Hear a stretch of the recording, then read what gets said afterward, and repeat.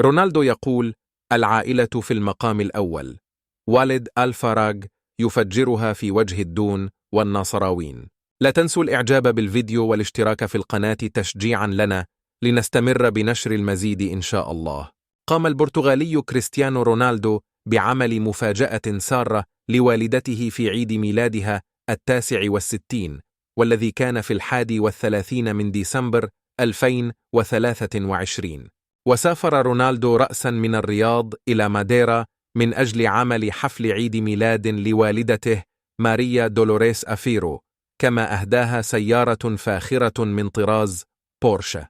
ثم اصطحب رونالدو والدته إلى عشاء عائلي برفقة صديقته جورجينا رودريغيز، إضافة إلى إخوته الثلاثة في إطار حميمي.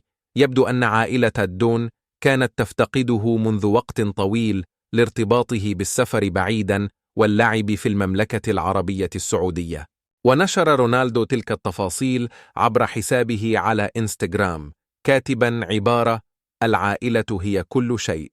يذكر أن رونالدو الآن في فترة العطلة الشتوية التي ستستمر طويلا، ربما بسبب مشاركة السعودية في كأس آسيا، على أن يعود أثناء مواجهة النصر والفيحاء في دوري أبطال آسيا يوم 12 فبراير 2024. فتح الإعلامي السعودي وليد الفراج النار على نفسه بتأكيده على أن كريستيانو رونالدو ليس وحده المشروع السعودي للنهوض بكرة القدم، مشيرا إلى أن اللاعب لا يحق له الحصول على أي امتيازات خاصة داخل الملعب.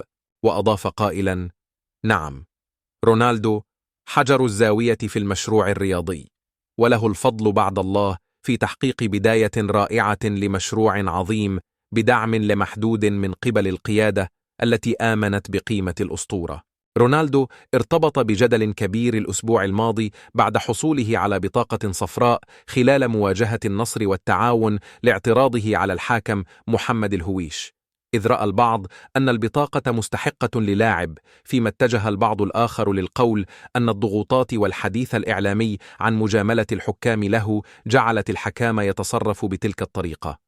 الفراج نشر مقطع فيديو من برنامجه أكشن مع وليد يتضمن رأي خبيري التحكيم محمد فودة وسمير عثمان في قرار الحكم السعودي، وكتب معلقا: ليس من المنطق أن نتعامل مع رونالدو أنه وحده مشروع الدوري السعودي، هذه مبالغة غير منطقية.